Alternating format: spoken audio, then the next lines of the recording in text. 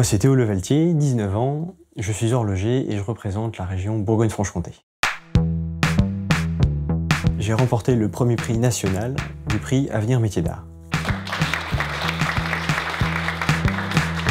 Un jour j'ai démonté une montre, j'ai pas su la remonter et là j'ai su que c'était vraiment mon truc. J'ai commencé l'horlogerie en CAP, donc 2 ans de CAP, 2 ans de BMA et là je suis actuellement en day and made au lycée de Guerfort de Morteau. Ce qui me plaît dans le métier d'horloger, c'est que justement il n'y a pas qu'un seul métier. Vous pouvez tant avoir des métiers du design, des métiers de conception, des métiers de restauration.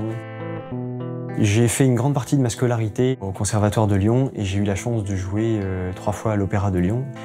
Et j'ai trouvé très intéressant de rapprocher l'Opéra de Lyon et l'horlogerie par le biais d'Uranie, qui est une pendule à indication des phases de la Lune, qui reprend la forme globale de l'Opéra de Lyon.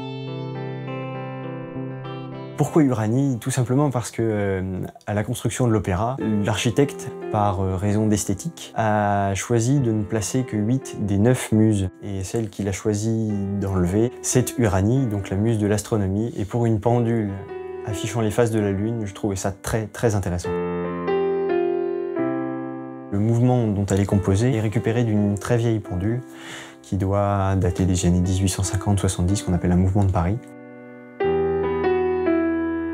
Moi, je suis l'auteur du mouvement, mais il y a aussi toute une équipe, notamment M. Chenavard, l'ébéniste, qui donc a réalisé le socle, l'atelier Affligère qui a réalisé les pieds, ainsi que la verrerie Villeurbannaise qui a réalisé la grande arche en verre.